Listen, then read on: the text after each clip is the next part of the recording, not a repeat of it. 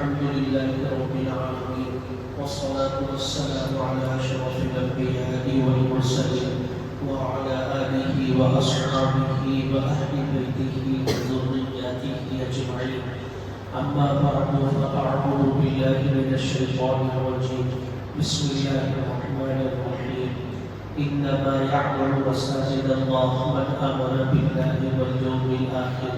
وأقام الصلاة وآتى الزكاة. وقال الله تبارك وتعالى: وذكر فإن الذكرى تنفع المؤمنين. صدق الله العظيم. محترم بزرگوں، عزیز دوستوں اور دینی بھائیوں، جیسا کہ سبھی جانتے ہیں، آج سرکاری اعتبار سے جو تاریخ ہے ماہ دسمبر کی 6 تاریخ ہے، اور 6 دسمبر امت مسلمہ کے لیے، خاص طور سے ہندوستان کے باشندوں کے لیے تاریخ کا سب سے بدترین اور سیاہ ترین دن رہا ہے۔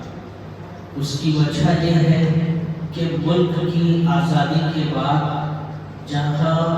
ملک بہت سے فسادات سے دوچار ہوا، اور جن فسادات نے ملک کو پارا پارا کر دیا، ٹکڑے ٹکڑے کر دیا، انتشار اور اختلاف کی بنیاد ڈالی ہے، ان فسادات میں جو سب سے بڑا فساد ہے وہ ہے بابری مسجد کی شہادت۔ بابری مسجد کی شہادت نے بہت سے چہروں کو ملک کے سامنے لا کر کھڑا کر دیا۔ کون ملک سے محبت کرنے والے تھے اور کس کے دل میں وطن کے لیے چاہت تھی اور کس کے دل میں نہیں تھی، ساری چیزیں مسجد کی شہادت کے بعد سامنے آئی۔ اور تاریخ سے ہمیں معلوم ہوتا ہے کہ بہت سی سیاسی پارٹیاں ہیں جنہوں نے بابری مسجد کی شہادت کے بعد ہی اپنی سیاست کے اندر رنگ جمایا ہے، وہیں سے مسائل کھڑے ہوئے اور ہندو مسلم ایکتا کی دھجیاں اڑائی گئی، آپسی بھائی چارے، آپسی ملت کو غارت کیا گیا، اور تبھی سے حالات بدلتے گئے، بگڑتے گئے۔ تقریباً مسجد کی شہادت ہوئے 32 سال ہو چکا ہے۔ ان 32 سالوں کے اندر مختلف مراحل سے مقدمات ہوئے، ہائی کورٹ سے سپریم کورٹ، پہلے کوئی ججمنٹ، پھر دوسرا، پھر تیسرا، وکلا بدلتے گئے، ججز بدلتے گئے، گواہان بدلتے گئے، یہاں تک کہ ہندوستان کے اندر ایسی نسلیں بھی ختم ہو گئی جو مسجد کی شہادت کے بعد مسجد کے لیے قانونی جنگ کر رہی تھی، جمہوریت کے دائرے میں رہ کر، دستور کے دائرے میں رہ کر۔ ایسی دو نسلیں ختم ہو گئی۔ باپ نے لڑا مقدمہ، وہ چل بسا، پھر بیٹے نے لڑا، وہ چل بسا۔ ایک تاریخ ہے جس کو نہیں بھلایا جاتا۔ کل آنے والے دن ہندوستان کی تاریخ لکھنے والا کوئی مؤرخ پیدا ہوگا تو اس کی تاریخ اس وقت تک مکمل نہیں ہو سکتی جب تک کہ وہ بابری مسجد کی شہادت کا ذکر نہ کرے۔ بالآخر بھائیوں، وہ دن بھی آیا کہ دیکھتے ہی دیکھتے موجودہ حکومت کی طرف سے، برسر اقتدار پارٹی کی طرف سے وہ مقدمے کو چھالا گیا، زور دیا گیا، اور مختلف گواہان اور ثبوت کے ذریعے سے مسجد کا فیصلہ ہوا، اور مسجد کے مقام پر اپنے دھرم کی عبادت گاہ بنائی گئی۔ وہ جو مسجد کے فیصلے کے تعلق سے جو ججمنٹ تھا، اسی کو لے کر کے، اسی کو بنیاد بنا کر کے دیکھتے ہی دیکھتے آج چند مہینے ہوئے ہیں یا چند دن کہہ سکتے ہیں، وقت زیادہ نہیں گزرا، ایسی کئی مسجدیں ہیں جن پر یہ زور دیا جا رہا، اپلیکیشن ڈالے گئے کہ یہ مسجدیں پہلے مسجدیں نہیں تھی بلکہ ہمارے دھرم کی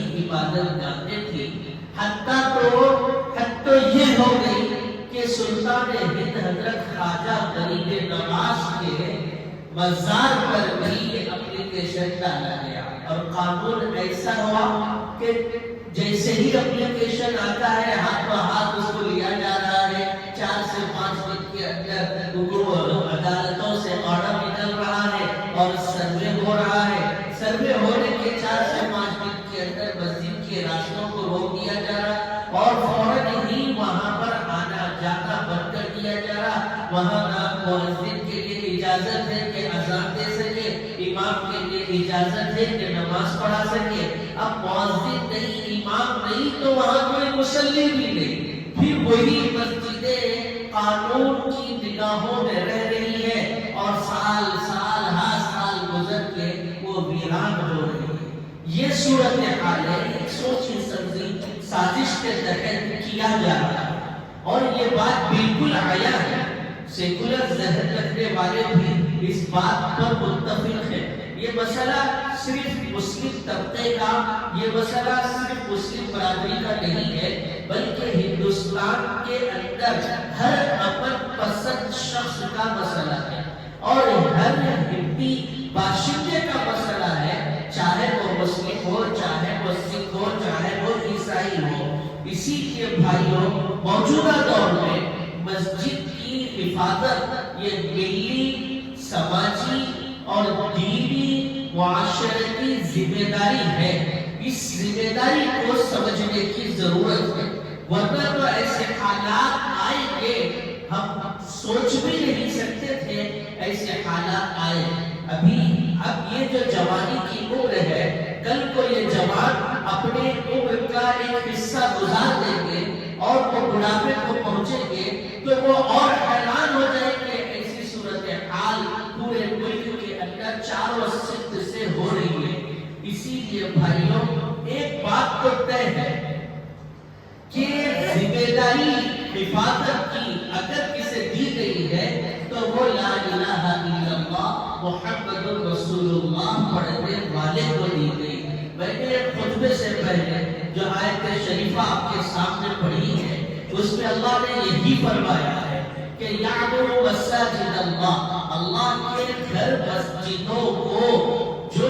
آباد کرتے ہیں یہ وہی لوگ ہیں جو اللہ پر ایمان لاتے ہیں، اللہ کے رسول پر ایمان لاتے ہیں اور آخرت کے دن پر ایمان لاتے ہیں۔ اور اللہ نے اس کے اپوزٹ قرآن کریم کے اندر ایک اور آیت شریفہ نازل فرمائی، اس میں اللہ نے بتایا کہ وہ لوگ جو مسجدوں میں جانے سے روکتے ہیں، مسجدوں کو آباد کرنے سے روکتے ہیں اور مسجد میں جانے کے اسباب کو ختم کرتے ہیں، اللہ نے فرمایا وہ دنیا کے اندر سب سے بڑا ظالم ہے، اس سے بڑا ظالم کوئی نہیں۔ اور جو اللہ کے گھر سے چھیڑخانی کرے گا اور جو اللہ کے گھر کے دھجیاں اڑائے گا، برسر عام اللہ کے گھر کو نیلام کرے گا اور اللہ کے گھر کی عزت کو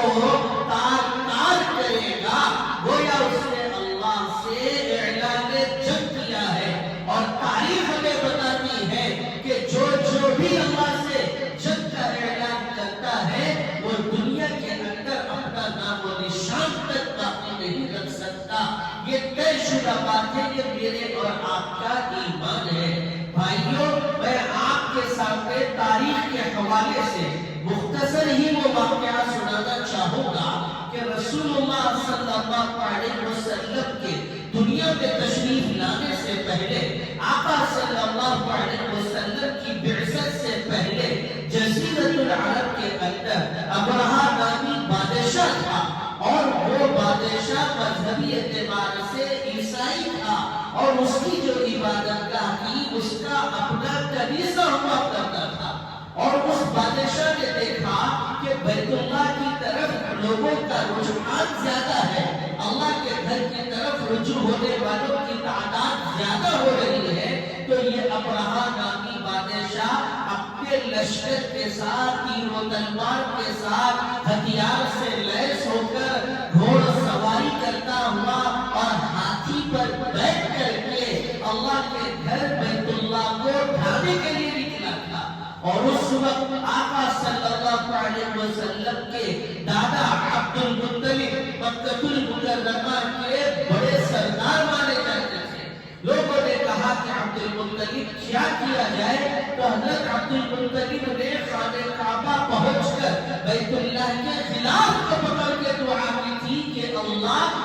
ہم مجبور ہیں، بے بس ہیں، اللہ ہم اتنے کمزور ہیں کہ اس لشکر کا مقابلہ نہیں کر سکتے، ہم اپنی جان کی حفاظت کریں، یہی بہت ہے۔ اللہ آپ کے گھر کو ڈھانے کے لیے آئے اور آپ اس گھر کے مالک ہیں، اللہ آپ ہی ڈھانے والوں کو دیکھ لیجئے، دعا کیے اور پہاڑوں کا رخ انہوں نے لے لیا۔ میرے بھائیوں، ابرہہ آتا ہے اور پوری آبادی خالی ہوتی ہوئی ایک سناٹا دیکھ کر وہ خوش فہمی میں ہوتا ہے کہ میرا ڈر، میرا روب، میرا خوف ایسا ہے کہ یہاں کے باشندوں نے اپنے گھر، اللہ کے گھر کو تو چھوڑا ہی چھوڑا، اپنی عبادت کا تو چھوڑا ہی چھوڑا، اپنے گھروں کو چھوڑ کر پہاڑوں میں انہوں نے بسیرا کر لیا۔ ان کے اندر اتنا ڈر اور خوف میرا بیٹھا ہوا ہے۔ ابرہہ خوش فہمی میں تھا، وہ آگے بڑھتا ہے، عبد المطلب کی دعا کر اللہ قبول فرماتے ہیں، اور ابابیل چڑیوں کے ذریعے سے اللہ رب العالمین ابرہہ کے لشکر کو تہس نہس کر دیتے ہیں۔ قرآن کریم کی وہ سورت جو بار بار آپ پڑھتے ہیں، سورہ فیل، اللہ نے اس سورت کا نام ہی فیل رکھ دیا،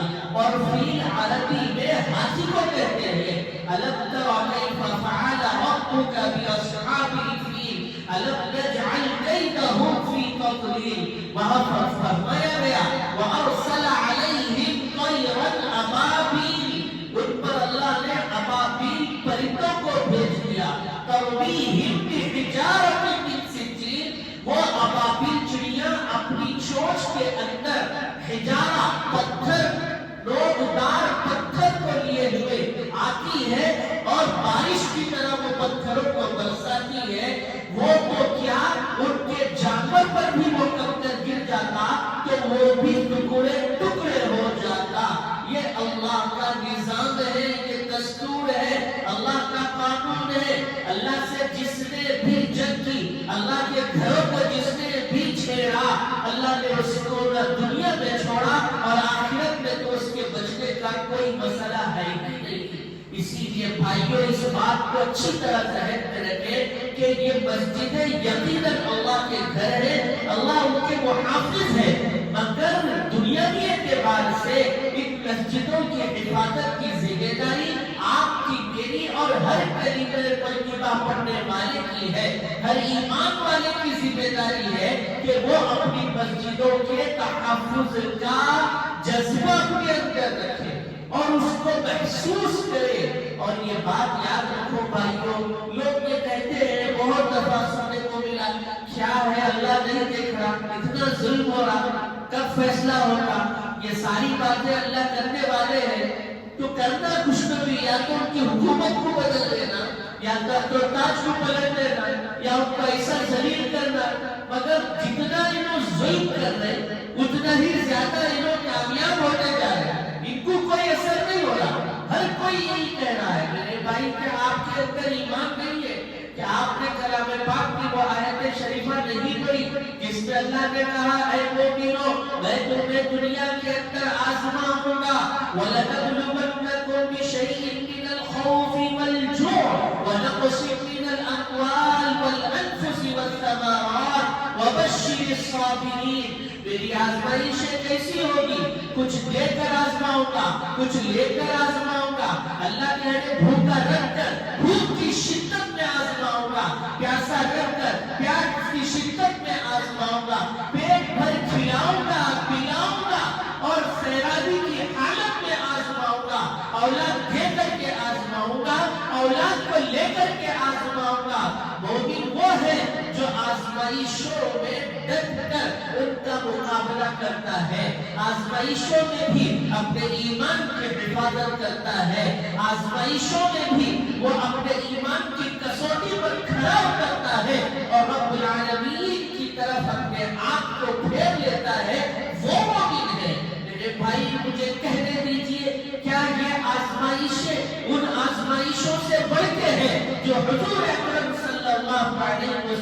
پر ڈھائی گئی۔ اللہ کے نبی امام الانبیاء، شفیع المذنبین، ساقی کوثر، شافع محشر، رحمت للعالمین ہے۔ ان کی زندگی کو آپ دیکھیں، کیسی اذیتوں سے آزمایا گیا، کتنی مشقتوں سے آزمایا گیا، کتنی دفعہ جان کے دینے کا موقع آیا، کتنی دفعہ اپنی جان کو انہوں نے چھوڑا۔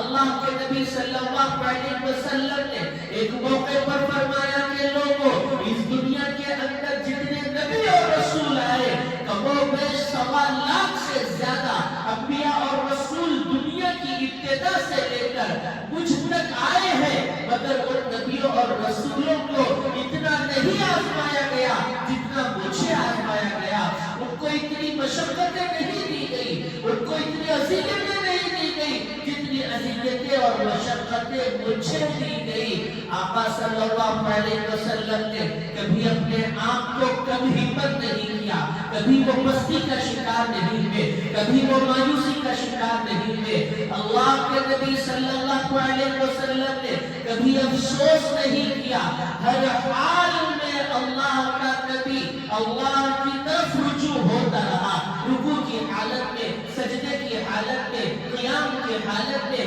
سفر کی حالت میں، حضر کی حالت میں۔ دنیا نے دیکھا کہ وہ آمنہ کا لال، وہ عبداللہ کا لخت جگر، وہ عبد المطلب کا نور نظر، وہ جزیرۃ العرب کا یتیم بچہ دنیا کے بڑے بڑے بادشاہوں کو سرنگوں کر چکا ہے، اور بڑی بڑی سلطنتیں ان کے قدموں میں گر پڑی۔ جو مشن کو لے کر کے آئے اور جو دین کی دعوت کو لے کر کے آئے، قرآن کا پیغام جو وہ لے کر کے آئے، اخلاق کی تعلیم جو وہ لے کر کے آئے، ہدایت کا راستہ جو وہ دکھلا کر کے گئے، صراط مستقیم کو جو انہوں نے بدلایا، پوری دنیا نے اس کو قبول کیا۔ کیا ملک فارس، کیا ملک شام، کیا ملک مصر، بڑے بڑے سپر پاور ملک جو اس زمانے کے اندر بڑے بڑے لشکر رکھنے والے تھے، انہوں نے بھی اپنے محلوں میں لا الہ الا اللہ محمد رسول اللہ کی صدائیں بلند کی ہیں۔ بھائیوں، صرف حق یہ ہے کہ ہمیں اپنے آپ کو مضبوط رکھنا ہے اور پوری قوت کے ساتھ، پوری طاقت کے ساتھ ان آزمائشوں کا مقابلہ کرنا ہے۔ ڈرنے کی، گھبرانے کی ضرورت نہیں ہے، پریشان ہونے اور بے چین ہونے کی ضرورت نہیں ہے۔ یہ حالات ہمارے لیے نئے نہیں ہے، یہ آزمائشیں ہمارے لیے نئی نہیں ہے، بلکہ ہماری تاریخ ہم کو بتاتی ہے کہ یہ بہت پرانی آزمائشیں اور حالات ہیں۔ قرآن میں اللہ نے بیان کیا، ایک مومن کا یہ ٹکراؤ ہوتا رہے گا ان آزمائشوں سے، ایک مسلمان کا یہ ٹکراؤ ہوتا رہے گا، اور یہ اس وقت تک چلتا رہے گا جب تک کہ دنیا کے اندر اللہ اللہ بولنے والا موجود نہ ہو۔ جب یہ دنیا میں اللہ کو یاد کرنے والے ختم ہو جائیں گے تو پھر یہ دنیا بھی ختم ہو جائے گی، دنیا کا نظام بھی ختم ہو جائے گا، کائنات کا نظام بھی درہم برہم ہو جائے گا۔ جس وقت اللہ اللہ کہنے والا ہوگا، چاہے وہ پہاڑیوں میں ہو، چاہے وہ دریاؤں کی سطح پر ہو، چاہے وہ ٹھنڈے مرتے ہوئے موجوں اور سمندروں کی ساحلوں پر ہو، چاہے وہ جنگل بیابان اور صحرا میں کیوں نہ ہو، اللہ کا وعدہ ہے کہ میں برابر سورج کو نکالتا رہوں گا، ڈباتا رہوں گا، برابر چاند کو نکالتا رہوں گا، ڈباتا رہوں گا۔ اللہ کا وعدہ ہے میں ہواؤں کو چلاؤں گا، فضاؤں کو چلاؤں گا۔ اللہ کا وعدہ ہے کہ میں اس دنیا کے اندر پھول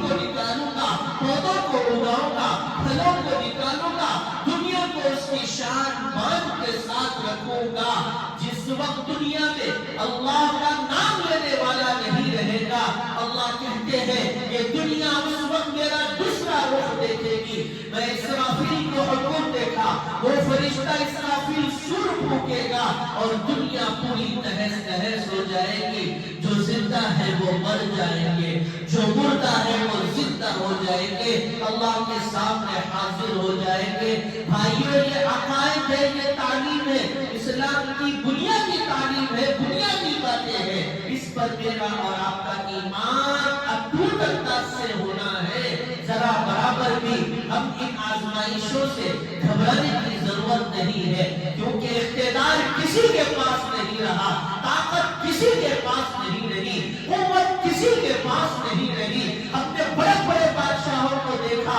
بڑے بڑے سپر پاور شہنشاہوں کو دیکھا، وہ بھی اپنے تخت و تاج سے ہاتھ دھو بیٹھے ہیں۔ اس دنیا میں اگر اقتدار رہے گا رب العالمین کا رہے گا، اس دنیا میں اگر طاقت رہے گی اللہ کی طاقت رہے گی، اللہ کی قوت رہے گی، اگر دستور چلے گا اللہ کا دستور چلے گا۔ جب تک اللہ کا حکم نہ ہو دنیا میں کوئی کچھ نہیں کر سکتا، جب تک اللہ نہ چاہے کائنات کی کوئی چیز، ذرہ کبھی پہاڑ نہیں بن سکتا، کاری کبھی درخت نہیں بن سکتی، اور درخت کبھی کاری نہیں بن سکتا۔ میرے بھائیوں، یہ دنیا کی عقیدے ہیں، یہ ایمان کا حصہ ہے، اس کو یاد کرتے رہیے، دہراتے رہیے، اس کا مذاکرہ کرتے رہیے، آپس میں اس کو عام کرتے رہیے، ایمان کے اندر تازگی پیدا ہوگی۔ میں ضروری سمجھوں گا کہ ان حالات میں ایک بات آپ سے کہی جائے کہ جس وقت یہ ملک آزاد ہوا، ملک کی آزادی سے پہلے ملک کا جو نظام دنیا میں تھا وہ شاہوں اور بادشاہوں کا راج تھا، وہ راجا اور مہاراجاؤں کا دور تھا، شاہی اور تانا شاہی چلی جاتی تھی۔ بادشاہ نے جو کہہ دیا مجرم ہے تو مجرم ہے، بادشاہ نے کہہ دیا سزا ہے تو سزا ہے۔ وہاں کوئی قانون نہیں تھا، وہاں کوئی دستور نہیں تھا، اور ہر بادشاہ اپنی سلطنت کو آگے بڑھانے کے لیے دوسرے محلے بستی اور سلطنت پر چڑھائی کرتا تھا، جنگیں ہوتی تھی، فتوحات ہوتی تھی، کوئی جیتتا تھا کوئی ہارتا تھا، کسی کو شکست کا سامنا ہوتا تھا، اور جیتنے والا وہاں بستی میں جاتا تو وہاں کے عبادت گاہوں کو اپنی عبادت گاہوں میں تبدیل کرتا تھا، اور جو شکست ہوتا ہے وہ یا تو اپنی جان دیتا تھا یا تو پھر اس بادشاہ کے تحت غلامی کو قبول کرتا تھا۔ ایسا بہت ہوا۔ آج جو بات کہی جا رہی ہے کہ مسجدوں سے پہلے یہاں پر دوسری عبادت گاہیں تھی، ہم ان سے کہنا چاہتے ہیں دنیا کے اندر ایسی کتنی مسجدیں ہیں جن کو مسمار کر دیا گیا، ڈھا دیا گیا، اور اپنے نام کی عبادت گاہیں بنائی گئی، کتنے مدارس ہیں جن کو ڈھا دیا گیا، مسمار کر دیا گیا، اور اپنے نام کے وہاں تعلیم گاہیں کھولی گئی، مگر ہم نے کبھی کوئی سوال نہیں ٹھہرایا۔ بھائیوں، ملک کی آزادی کے بعد دستور بنا، قانون بنا، اس وقت کے وزیر داخلہ نے یہ بات کہہ دی اور یہ قانون بنا دیا اور اس کو پاس کر دیا کہ آج سے پہلے اس وقت جو عبادت گاہیں، چاہے وہ مسلمانوں کی ہو، چاہے وہ ہندوؤں کی ہو، چاہے وہ سکھوں کی ہو، چاہے وہ بدھسٹوں کی ہو، وہ آگے اسی انداز سے عبادت گاہیں رہیں گی۔ اب ان کو دوبارہ کھودا نہیں جائے گا اور ان پہ کھروچ نہیں کیا جائے گا۔ آج کے بعد کوئی بھی مسلمان مندر کو ڈھا کر مسجد نہ بنائے، مسجد کو ڈھا کر کوئی بھی ہندو مندر نہیں بنائے گا۔ یہ قانون طے پایا اور یہ قانون ہی پر عمل کیا گیا، مگر اس قانون کو کہاں توڑا گیا؟ بابری مسجد کے فیصلے میں قانون کو توڑا گیا، اور